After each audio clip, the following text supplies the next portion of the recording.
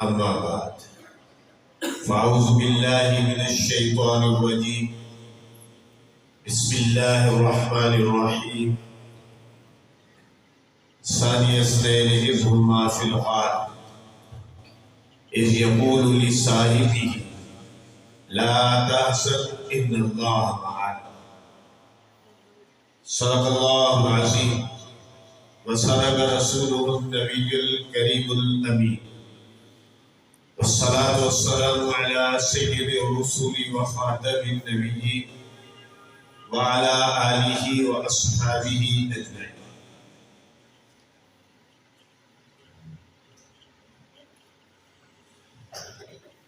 اصحاب پاک کو حق نے کیا جگر دیا، اصحاب پاک مصطفیٰ کو حق نے کیا جگر دیا، باہر قوم بے دھڑک سب نے مان سر دیا، کسی نے سن سنا دیا، کسی نے نصف کر دیا، مگر عائشہ کے باپ نے دیا تو اس قدر دیا، خدا اور رسول کے سوا جو مشتلا کے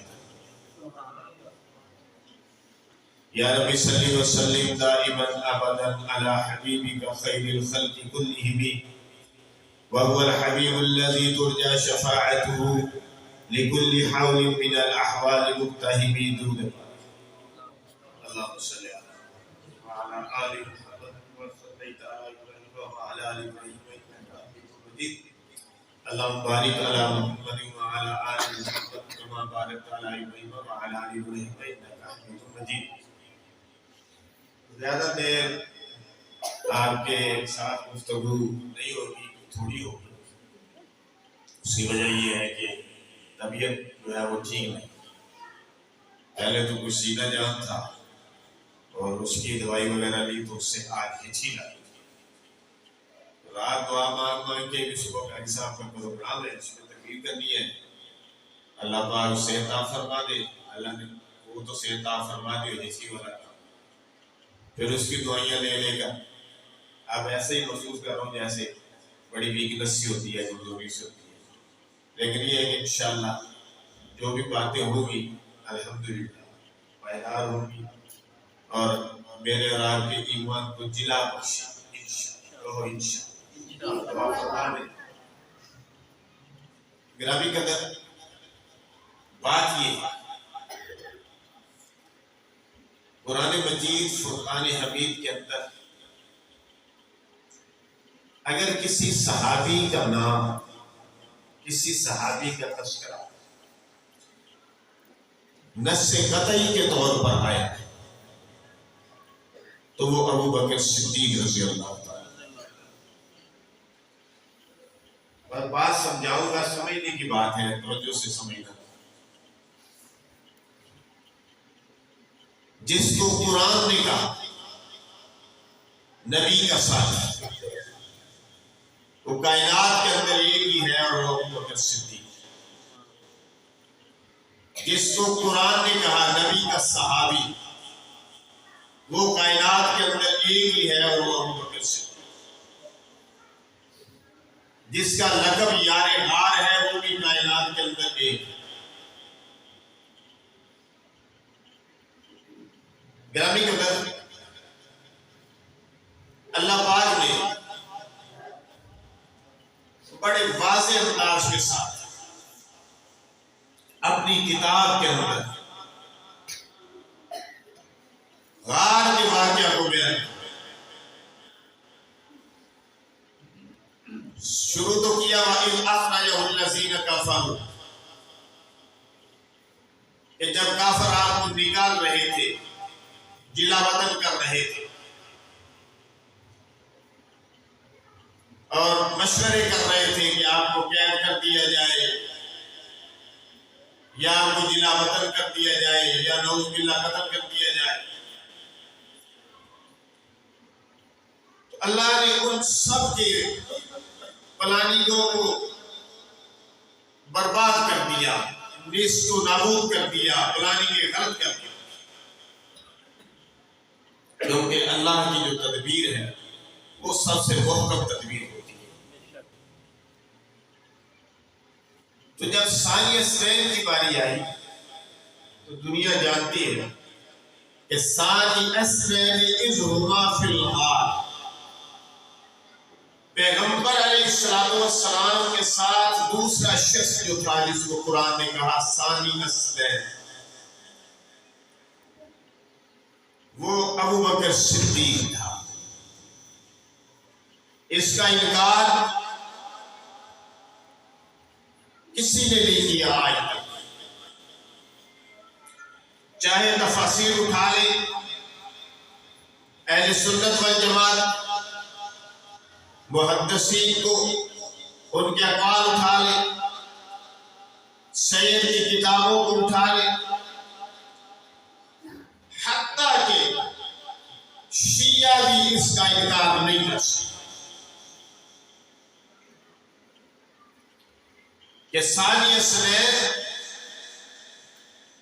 دو میں سے دوسرا جو حقیقت میں مضاف اور مضاف الیہ بنتا ہے، یا تو دوسرا آمنہ کا در یتیم ہے، اللہ نے اسے فرمایا، یا دوسرا ابو بکر صدیق ہے، قرآن نے اسے فرمایا، دو میں سے دوسرا، کبھی وہ دوسرا کبھی وہ دوسرا۔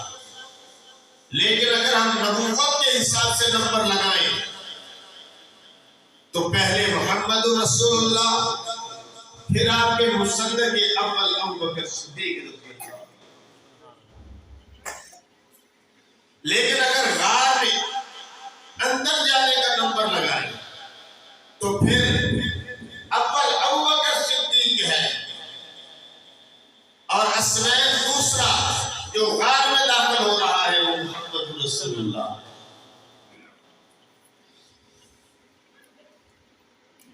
تو جب اتنی کلیئر بات آ گئی ہے کہ نص قرآنی سے اگر کسی کی صحابیت ثابت ہے تو وہ کون ہے؟ ابو بکر صدیق۔ اور نص قرآنی کا انکار صریحاً کفر ہے۔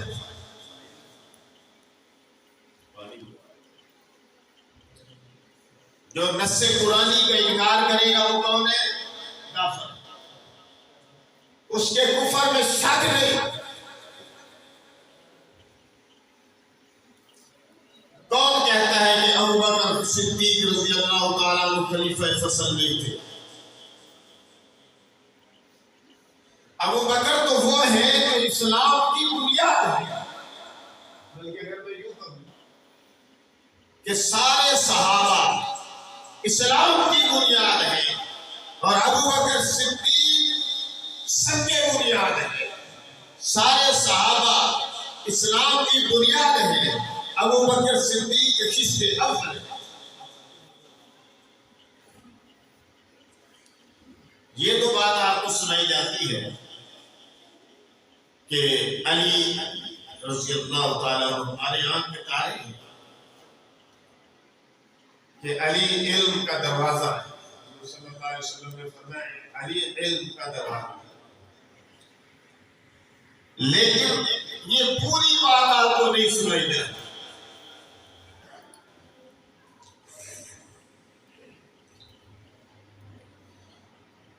حضور علیہ السلام نے فرمایا کہ میں علم کا شہر اور ابو بکر صدیق اس کی دیوار ہے اور عمر فاروق ابو بکر صدیق اس کی بنیاد ہے اور حضرت عمر فاروق رضی اللہ تعالیٰ اس کی دیوار ہے اور عثمان غنی اس علم کے شہر کی چھت ہے۔ اور فرمایا کہ علی مرتضی شیر خدا اس علم کے شہر کا دروازہ۔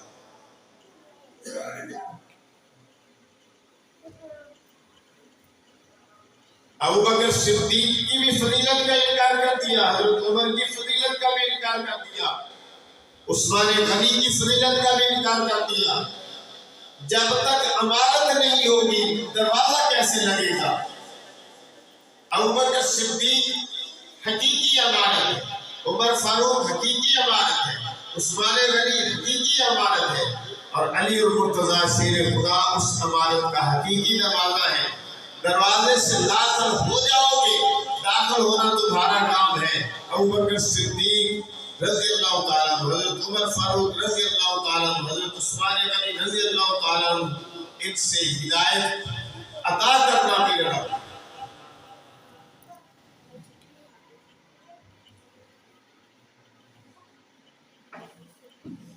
سمجھ آ رہی نا بات؟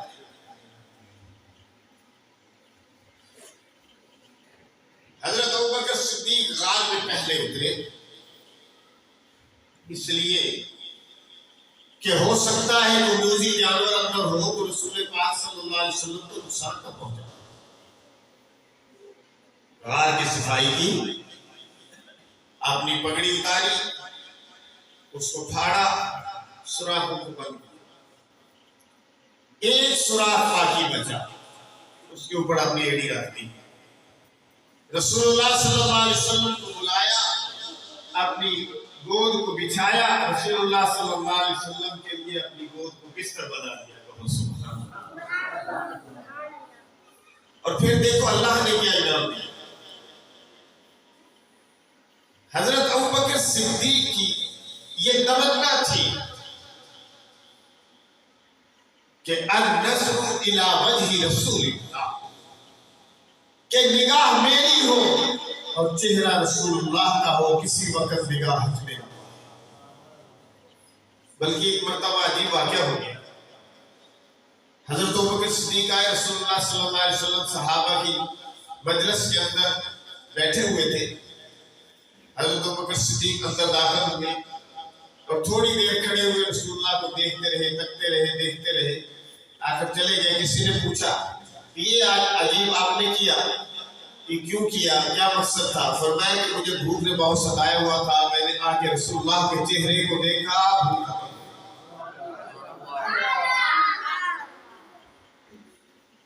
ان کی تمنا تھی کہ نگاہ میری ہو، چہرہ رسول اللہ کا ہو، تکتا جاؤں تھکوں نہ۔ اللہ نے فرمایا اچھا اگر یہ پروگرام ہے تو پھر آج تیری گود کے بستر میں میں اپنے نبی کا سر رکھتا ہوں۔ پھر سین یہ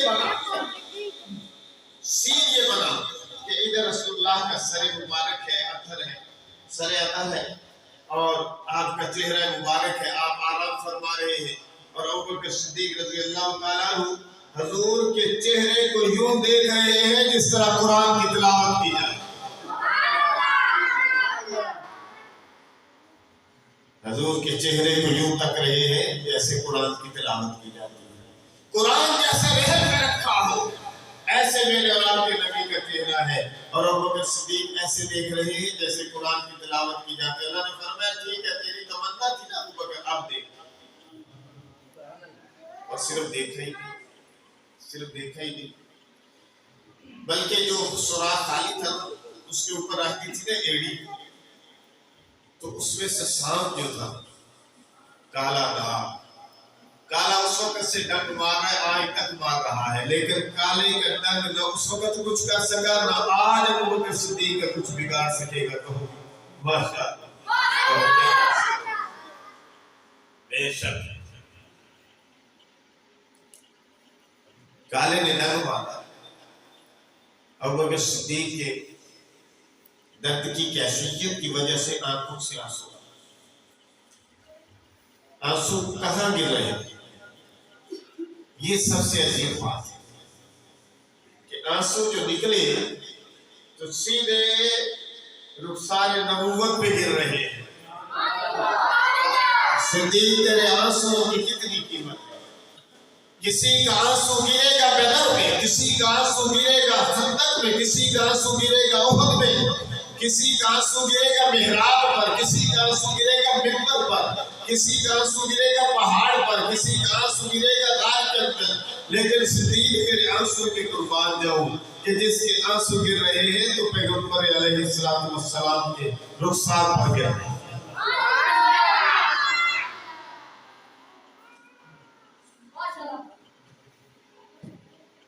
حضور علیہ الصلوۃ والسلام کو جگایا نہیں، حضور پاک کو جاگ آ گئی، صدیق کیا یا رسول اللہ یہ کچھ چیز ہے ادھر موزی ہے، درد مار رہا ہے۔ حضور علیہ الصلوۃ والسلام نے فرمایا اچھا درد ہو رہا ہے؟ فرمایا جی یا رسول اللہ ٹھیک ہے، ایڑی ادھر کرو۔ نبوت کا لواب کہن لگایا تب کافور ہو گیا، زہر دور ہو گیا۔ کہو سبحان اللہ۔ اگر جابر کی ہڈیوں میں گیا تو اللہ نے برکت عطا کر دی۔ یہ لواب کہن جو ہے وہ کھارے کنویں کے اندر گیا، اللہ نے اسے میٹھا کر دیا۔ وہی لواب کہن علی کی آنکھوں پہ لگا، آنسو پہ چشم دور ہو گیا۔ وہ لواب کہن کتنا عظیم لواب کہن تھا کہ جو حضرت صدیق اکبر کے قدموں کے لگا ہے، اللہ نے زہر کو پاک کہتے ہیں۔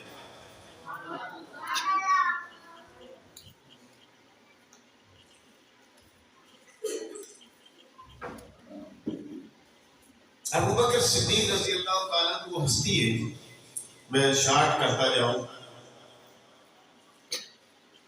کہ جیسے میں نے عرض کیا کہ اللہ نے ان کا اس طرح تذکرہ کیا ہے اس رات کے واقعے میں کہ مثال نہیں ملتی۔ ثانی اسمین اذ ہما فی الغار اذ یقول لصاحبہ لا تحزن ان اللہ معنا۔ اذ یقول لصاحبہ، جب وہ اپنے صاحب سے کہتے تھے، جب وہ اپنے سنگی سے کہتے تھے، جب وہ اپنے دوست سے کہتے تھے، جب وہ اپنے یار سے کہتے تھے۔ صاحب کس کو کہتے ہیں؟ دوست کو کہتے ہیں۔ ہم تو ویسے لگا لیتے ہیں امیر صاحب، قاری صاحب، یعنی لیکن حقیقت میں اس کا معنی جو ہوتا ہے وہ صاحب دوست کا معنی ہوتا ہے، سنگی کا معنی ہوتا ہے، اور صحابی کا معنی ہوتا ہے۔ اذ یقول لصاحبہ، جب وہ اپنے صحابی سے کہتے تھے کیا؟ اچھا اللہ کو یہ کتنی ادا پسند ہے اور یہ کتنے بول پسند ہے کہ جو رسول پاک نے فرمایا اللہ نے وہی قرآن بنا کے اتارا۔ کہو سبحان اللہ۔ اللہ نے وہی قرآن بنا کے اتارا۔ کافر جب پہنچے نا تو جب وہ غار سے بھی پیچھے تھی تو چونکہ حضرت ابوبکر صدیق نے تو نبوت کو کندھوں پہ اٹھا لیا تھا نا وہاں سے، اور یہ سوچ رہا ہے بدبخت کہ ابوبکر خلافت لے گیا، وہ بدبخت دیکھ وہ تو نبوت کو لے کے جا رہا ہے، وہ تو نبوت کو اٹھا کے جا رہا ہے تو خلافت کی بات کرتا ہے۔ ابوبکر صدیق نے کندھوں پہ اٹھا لیا تھا، حضور کو لے کر پہاڑ پر چڑھے تھے، پھر غار میں داخل ہوئے تھے تو وہاں تک ابو جہل اینڈ کمپنی کی ٹیم پہنچ گئی، ابو جہل کے ساتھ ہے۔ تو لوگوں نے کہا، کھلا نکالنے والوں نے، کہ یہاں تک تو قدم آتے ہیں دونوں کے، لیکن یہاں سے اوپر صرف ایک کے پاؤں جا رہے ہیں اور وہ ابو بکر کے پاؤں۔ یہ بات کافر بھی جانتا تھا، وہ کہنے لگا اگر حضور تک پہنچنا چاہتے ہو نا تو ابو بکر ہی کے قدموں پہ چلو، حضور تک پہنچ جاؤ۔ تو میں بھی تو یہ کہتا ہوں نا کہ اگر حضور تک پہنچنا چاہتے ہو تو ابو بکر کے قدم پر قدم چلو، حضور تک پہنچ جاؤ۔ بلکہ میں اس کو آگے لے کر چلنا چاہتا ہوں کہ اگر حضور تک پہنچنا چاہتے ہو ابو بکر کے قدم پر قدم چلو، اگر حضور تک پہنچنا چاہتے ہو عمر کے قدم پر قدم چلو، اگر حضور تک پہنچنا چاہتے ہو عثمان کے قدم پر قدم چلو، اگر حضور تک پہنچنا چاہتے ہو علی المرتضیٰ شیر خدا کے قدم پر قدم چلو، اگر حضور تک پہنچنا چاہتے ہو 1,40,000 صحابہ کے قدم پر قدم چلو، اگر حضور تک پہنچنا چاہتے ہو پورا صحابہ کے پیچھے چلو جن کو اللہ نے فرمایا اصحابی کر نجوم، جن کو رسول اللہ نے فرما دیا اصحابی کر نجوم فَبِأَيِّ مُقْتَدَيْتُمْ اهْتَدَيْتُمْ، میرے صحابہ سرداروں کی مانند ہے، جو ان کی طرف دیکھ کے چلے گا وہ ہدایت پا جائے گا۔ سمجھ آ رہی میری بات؟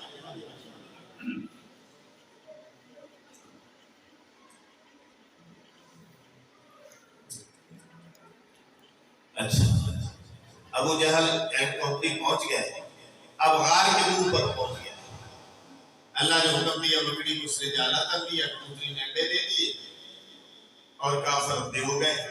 لیکن وہاں آگے یہ بات کر رہے ہیں کہ یار غار کے اندر جانے کا تو قدم موجود ہے، آگے تو قدم نہیں جا رہے، تو یہ تو سچویشن یہ ہے کہ بکری نے جالا بنا ہوا ہے اور بکری نے اوپر انڈے دیے ہوئے ہیں، یہ کیا معاملہ ہے؟ اندر تو کوئی نہیں گیا، اگر کوئی اندر گیا ہوتا تو یہ جالا کہاں سے ہوتا اور یہ انڈے کہاں سے ہوتے؟ وَأَيَّدُهُ بِجُنُودٍ لَمْ تَرَوْهَا، اور ایسے جنود سے، ایسے لشکروں سے مدد فرمائی کہ جن کو تم دیکھ نہیں سکتے۔ ابو جہل وہاں باتیں کر رہے ہیں اس کی پارٹی، غار کی صورتحال یہ ہے کہ جس جہاں وہ کھڑے ہیں نا، اگر آپ نے قدموں میں دیکھیں تو نیچے جو آدمی موجود ہے نظر آتا، لیکن اللہ نے حکم نہیں کر دیا۔ اب وہ باتیں وہاں کر رہے ہیں اور ادھر ابو بکر صدیق رضی اللہ تعالیٰ عنہ کچھ خوف ہوتا، ان کے دل میں کچھ خوف آیا کہ یہ تو اگر وہ اندر انہوں نے دیکھ لیا یہ آ گیا تو رسول اللہ صلی اللہ علیہ وسلم سے کہنے لگے یا رسول اللہ یہ تو دنیا کے بھوکے کافر پہنچ گئے۔ حضور علیہ السلام نے فرمایا ابو بکر کیوں فکر کرتا ہے، وہ تو اب پہنچے ہیں، بچانے والا پہلے سے موجود ہے۔ لیکن قرآن نے اس موقع پر کیا بتایا، جب صدیق اکبر نے جب رسول اللہ صلی اللہ علیہ وسلم سے اپنے خوف کا اظہار کیا کہ یا رسول اللہ تو پہنچ گئے، تو حضور علیہ السلام کیا فرما رہے ہیں، لا تحزن ان اللہ معنا، لا تحزن ان اللہ معنا، ابو بکر غم نہ کر اللہ ہمارے ساتھ ہے، ابو بکر غم نہ کر اللہ ہمارے ساتھ ہے۔ تو میں کیا کہتا ہوں، میں یوں کہتا ہوں ابو بکر غم نہ کر غار کے اندر اللہ ہمارے ساتھ ہے، ابو بکر غم نہ کر مزار کے اندر اللہ ہمارے ساتھ ہے، ابو بکر غم نہ کر دنیا میں رہتے ہوئے اللہ ہمارے ساتھ ہے، ابو بکر غم نہ کر قبر میں اللہ ہمارے ساتھ ہے، ابو بکر قبر سے اٹھنے کے وقت غم نہ کر اللہ ہمارے ساتھ ہے، نبی بھی ساتھ ہوں گے، ابو بکر غم نہ کر میزان پہ اللہ ہمارے ساتھ ہے، میزان پہ جب عمل کھلے گے حضور علیہ السلام شفاعت کبریٰ فرمائیں گے، اللہ یوں فرمائیں گے یا رسول اللہ اے میرے رسول آپ سب سے پہلے کسی کو حساب کے لیے پیش کیجئے، کس کو کرنا چاہتے ہیں؟ حضور مجمع پہ نگاہ ڈالیں گے، کیا دیکھیں گے؟ ابو بکر صدیق پاس ہی کھڑے ہوئے بازو سے پکڑیں گے، یا اللہ یہ بندہ حساب کے لیے حاضر ہے، اللہ فرمائے گا السلام علیک یا ابو بکر، یا اللہ حساب لے لے۔ اللہ فرمائے گا کہ اس نے ساری زندگی میرے ساتھ حساب نہیں کیا، میں اس کا حساب کیوں دوں گا؟ چلو بغیر حساب، جس کو جنت کے 8 دروازوں سے سرائے کی محبت، 8 دروازے جس کو پکاریں گے محبت۔ باتیں تو بہت ساری ہیں لیکن میں مختصر کر رہا ہوں کیونکہ میری اپنی کیپیسٹی ختم ہو رہی ہے۔ طبیعت کا ساتھ تھا،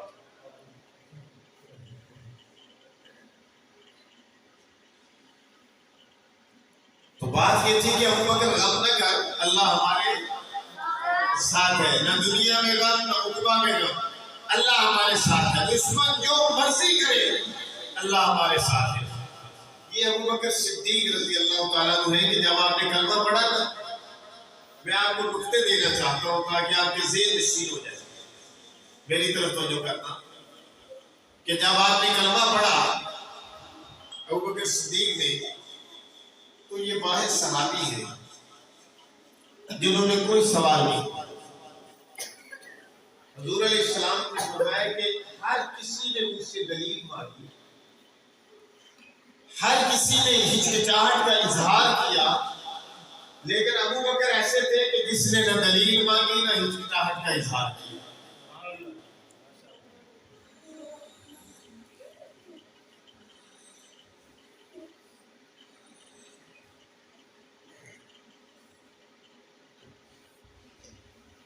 کلمہ پڑھ لیا، کلمہ پڑھ کے سوال کیا، کلمہ پڑھ کے سوال کیا۔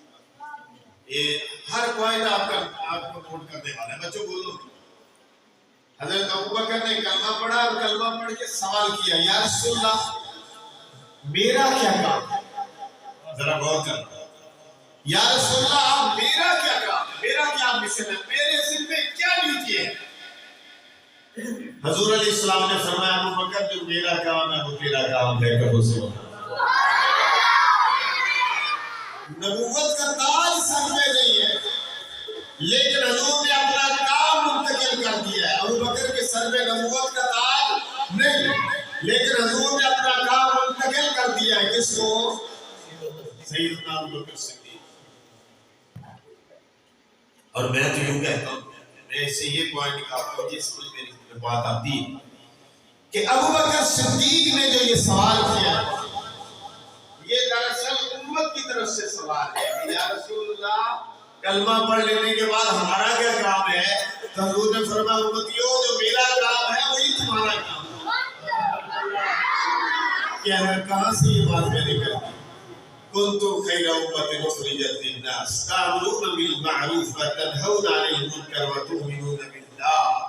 تم بہترین امت ہو، تم لوگوں کی نفع رسانی کے لیے نکالے گئے ہو اور تم لوگوں کو نیکی کا حکم کرتے ہو اور برائی سے منع کرتے ہو۔ ابوبکر صدیق کے آپ کو میں کیا کیا باتیں دار ارقم میں موجود ہے، اور حضور علیہ السلام سے ایک جذبے میں آ کر حضرت ابوبکر صدیق کہنے لگے یا رسول اللہ کیا آپ کا دین سچا ہے؟ فرمایا بالکل سچا ہے۔ کیا آپ اللہ کے نبی سچے ہیں؟ فرمایا بالکل سچا۔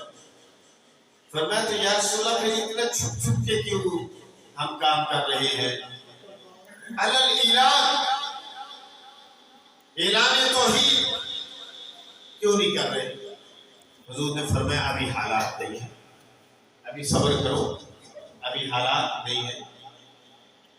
حضرت ابوبکر صدیق کہنے لگے یا رسول اللہ میں نے تو خانہ کعبہ میں جا کر توحید کی تقریر کرنی ہے، آپ میرا ساتھ دیں۔ حضور نے جب ابوبکر صدیق کا عزم اور جذب دیکھا تو فرمایا ٹھیک اگر تمہاری یہی صلاح ہے تو چلو چلتے۔ اب سارے صحابہ جن کی تعداد تقریباً 40 تھی وہ حضور علیہ السلام کے ساتھ ابوبکر صدیق ساتھ اور پہنچ گئے کعبہ کے شہر میں، اور کعبہ کے شہر میں جا کر ابوبکر صدیق نے توحید کی تقریر شروع کی، اور جو ہی تقریر شروع کی تو فاتور پڑے، اور یہ بھی اس موقع پر سن لے کہ اسلام کا پہلا خطیب ابوبکر صدیق۔ حضور کی صدارت حضور کی، اور خطابت کس کی؟ ابوبکر صدیق کی۔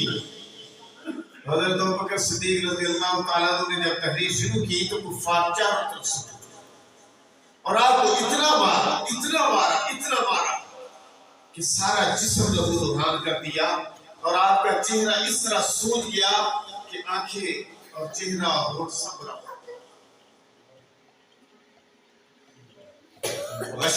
غشی تاریخ سے بے ہوشی کے عالم کے اندر گھر پہنچایا گیا، طبیب کو بلایا گیا، دوائی پلائی گئی، کافی دیر کے بعد ہوش آیا۔ جب ہوش آیا تو امتیوں حیران ہو جاؤ گے سن کر کہ پہلا سوال ابوبکر صدیق نے کیا کیا ہو؟ یہ نہیں کہ مجھے کیا ہوا، مجھے کس نے مارا، میرے زخم دیکھو، مجھے دوائی پلاؤ، مجھے درد ہو رہا ہے، ایسی کوئی بات ہی نہیں۔ حضرت ابوبکر صدیق نے پہلا سوال یہ کیا کہ مجھے یہ بتاؤ کہ میرے دوست محمد کا کیا حال ہے، میرے غمخوار، میرے نبی، میرے یار کا کیا حال ہے؟ بتانے سے لوگ ہچکچا رہے تھے، آخر آپ کا اصرار دیکھ کر بتایا کہ الحمدللہ ٹھیک۔ فرمایا ٹھیک ہے تو پتہ کرو کہاں ہے، تو پتہ کیا دار ارقم میں ہے۔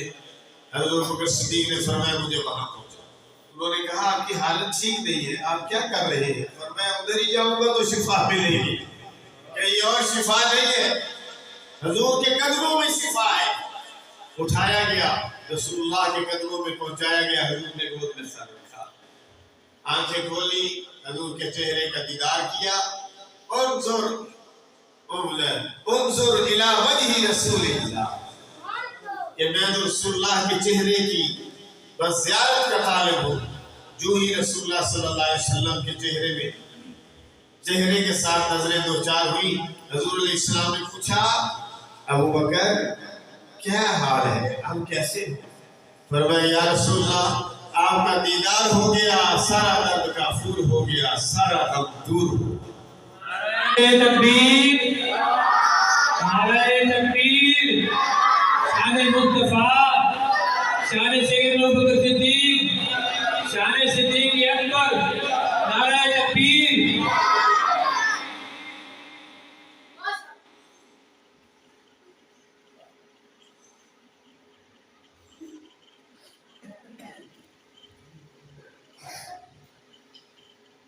ایک بات اور سناتا ہوں،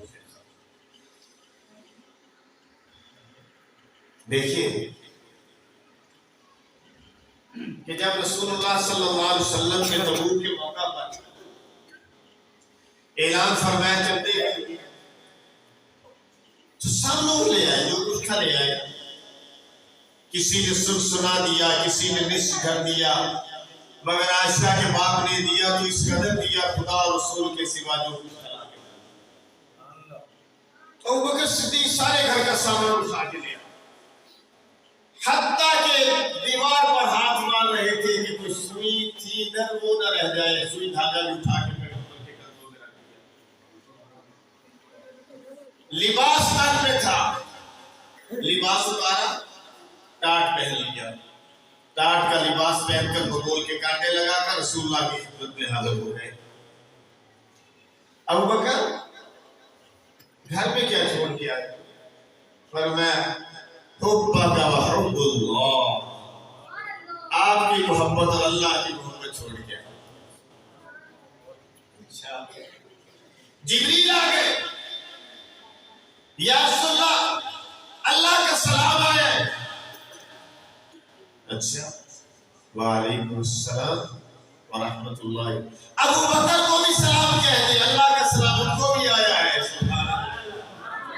ابو بکر جی یا رسول اللہ، فرمایا تو یہ اللہ کا سلام ہے، اور اللہ پوچھ رہے ہیں کہ ابو بکر اس حالت میں خوش بھی ہو مجھ سے کہ نہیں؟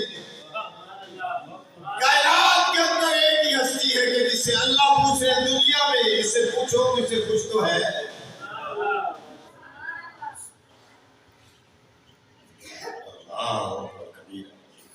حضور نے جبریل امین تو دیکھا نا تو ایک دم چونک گئے۔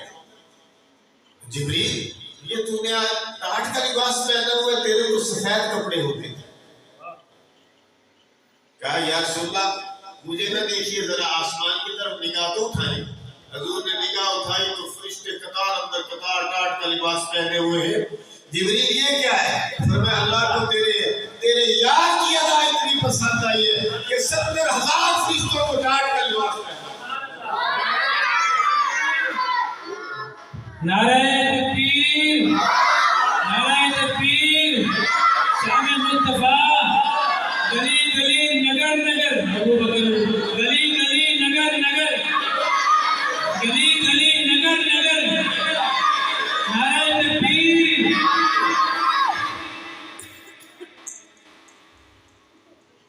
سامعین محترم، حضرت ابوبکر صدیق رضی اللہ تعالی عنہ،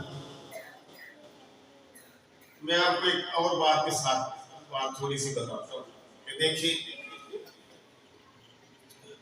رسول اللہ صلی اللہ علیہ وسلم کا ارشاد گرامی کہ اگر میں دنیا میں لو كنت اتخذت خلیلا لاتخذت ابا بکر خلیلا، اگر میں کسی کو دنیا میں اپنا خلیل بناتا ہوں اللہ کے علاوہ، اگر میں دنیا میں کسی کو اپنا خلیل بناتا تو ابو بکر کے سوا کسی کو نہ بنا۔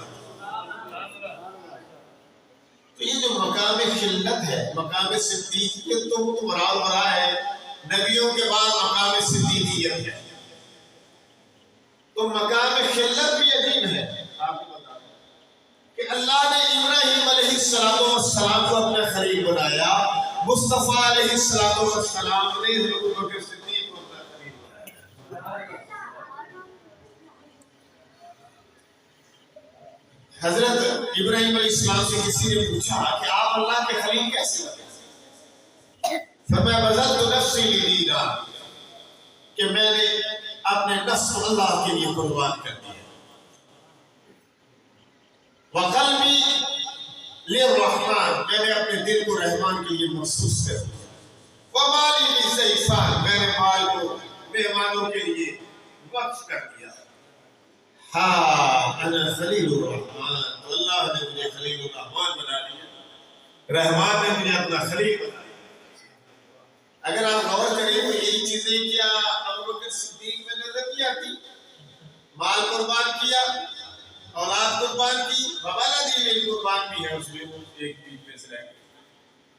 مال قربان کیا، اولاد قربان کی. جب پیغمبر تنہائی کا شکار ہوئے اور حضرت بی بی خدیجہ وفات پا گئی، آپ کے غم کے ساتھ چچا بھی وفات پا گئے، تو آپ روتے تھے، آپ پریشان ہوتے تھے. ابو بکر صدیق نے فرمایا یا رسول اللہ پریشان کیوں ہوتے ہو؟ میری بیٹی آپ کے نکاح میں. پھر دوسری بیٹی نے واقعہ سنایا کہ جس کو ابو جہل نے تھپڑ مارا تھا، جس نے غار میں کھانا پہنچانا تھا.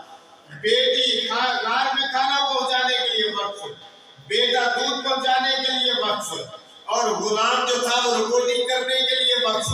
کیا رہ گیا؟ سب کچھ تو دے دیا ابو بکر نے. ابھی بھی ابو بکر خلیفۃ بلا فضل کا حقدار نہ ہوا. وہ جس کو پیغمبر نے اپنی زندگی میں اپنے مسلح کا وارث بنا دیا، اور جب وہ امامت کرا رہا تھا پیغمبر آئے، حضرت بکر صدیق پیچھے ہٹنا چاہتے، حضور نے اشارے سے ان کو فرمایا اپنی جگہ کھڑے رہو. رسول اللہ جا کر برابر میں کھڑے ہو گئے، ابو بکر کو پیچھے لیٹا ہے. تو کون ہوتا ہے پیچھے ہٹانے والا؟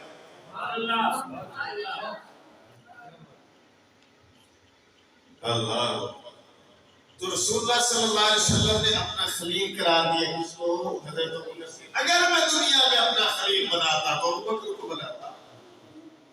اللہ ہی کی خلیلی کافی ہے، یعنی اللہ ہی مجھے دنیا میں خلیل کافی ہے، دنیا اور آخرت کے اندر. تو سامعین محترم، حضرت ابو بکر صدیق رضی اللہ تعالیٰ عنہ کی فضیلت بے بہا ہے.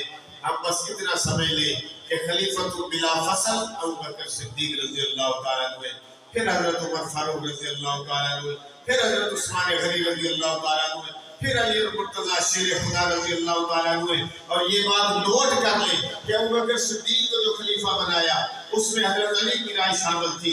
جو حضرت عمر فاروق کو خلیفہ بنایا حضرت علی کی رائے شامل تھی. عثمان غنی کو خلیفہ بنایا علی کی رائے شامل تھی. حتیٰ کہ جب علی کا نمبر آیا تو پھر باقی سب کی رائے شامل تھی. تو حضرت علی المرتضیٰ شیر خدا اپنے وقت پہ خلیفہ بنے. ہمیں نمبرنگ غلط کرنے کی ضرورت نہیں ہے. نمبر جب تک صحیح نہیں لگائیں گے اس وقت تک ہدایت نہیں ملے گی. اللہ پاک مجھے آپ کو کی توفیق عطا فرمائے. وآخر دعوانا ان الحمد للہ رب العالمین.